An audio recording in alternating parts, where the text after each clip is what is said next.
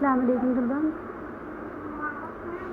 مختصر افسانے کے بارے میں ہم تفصیلی طور پر پڑھ چکے ہیں۔ اس کے اجزائے ترکیبی تو افسانہ ہمارا جو مغربی ادب سے آیا تھا، جسے ہم شارٹ اسٹوری بھی کہتے ہیں، اور جس میں زندگی کے حقیقی پہلوؤں کو زیادہ اجاگر کیا جاتا ہے، یہ ہمارا افسانہ تھا۔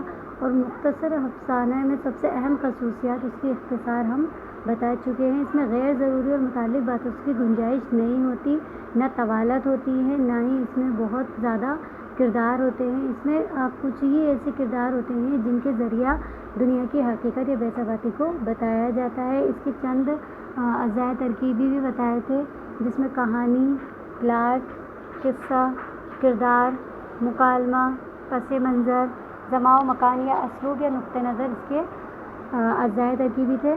اب ہم بات کریں گے مختصر افسانے کا ارتقاء، کہ افسانے کی شروعات کیسے ہوئی، کہاں سے ہوئی، اور اس کی ابتدا سے لے کر اور دور حاضر تک اس کا کیا مقام ادب میں رہا ہے۔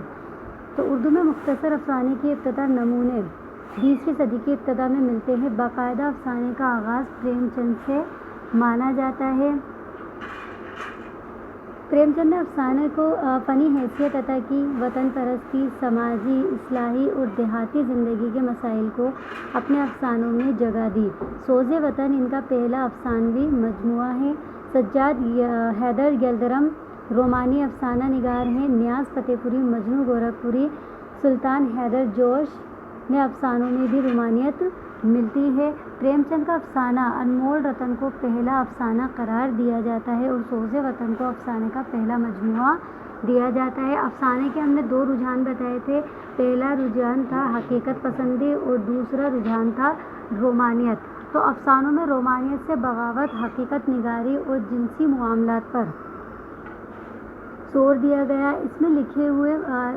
اس میں لکھنے والے رشید جہاں، احمد علی سجاد ظہیر اور محمود الظفر تھے۔ 1936 میں ترقی پسند تحریک کا آغاز ہوا، جس میں ادب برائے زندگی پر زور دیا گیا۔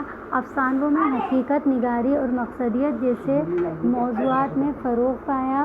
اس دور میں افسانہ نگاروں میں کرشن چندر، راجندر سنگھ بیدی، سعادت حسن منٹو، عصمت چغتائی، احمد ندیم قاسمی، حسن عسکری اور ممتاز مفتی کے نام قابل ذکر ہیں۔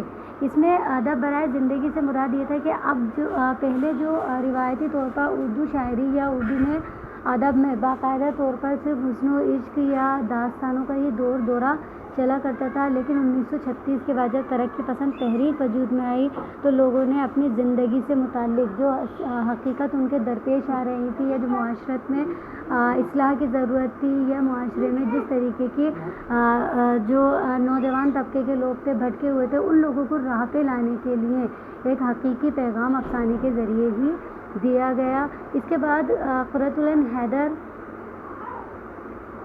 عصمت چغتائی، احمد ندیم قاسمی، انتظار حسین، حاضرہ مسرور کے افسانوں میں بھی کافی مقبولیت حاصل کی۔ 1947 میں جب ملک تقسیم ہوا تو اس کے بعد لکھنے والوں میں قاضی عبدالستار، غیاث احمد گردی، جوگندر پال، اقبال متین، بلراج مین، انور عظیم، اقبال مجید، سریندر پرکاش اور انور سجاد کے نام قابل ذکر ہیں۔ تو یہ ایک ایسی نثری صنف ہے جس نے لوگوں کو زندگی کے بہت قریب کیا۔ چند ایسے اہم افسانے ہیں اردو میں جن میں لوگوں نے حقیقت پسندانہ کے سب سے زیادہ مسائل دیکھے، جس میں پریم چند کے افسانے جو دیہات کی زندگی کو سب سے زیادہ متوجہ کرتے ہوئے نظر آتے ہیں۔ انہوں نے یہ بتایا کہ کس طریقے سے دیہات میں کسانوں کے ساتھ برا برتاؤ کیا جاتا ہے، یا ان کی محنت ان تک نہیں پہنچ پاتی۔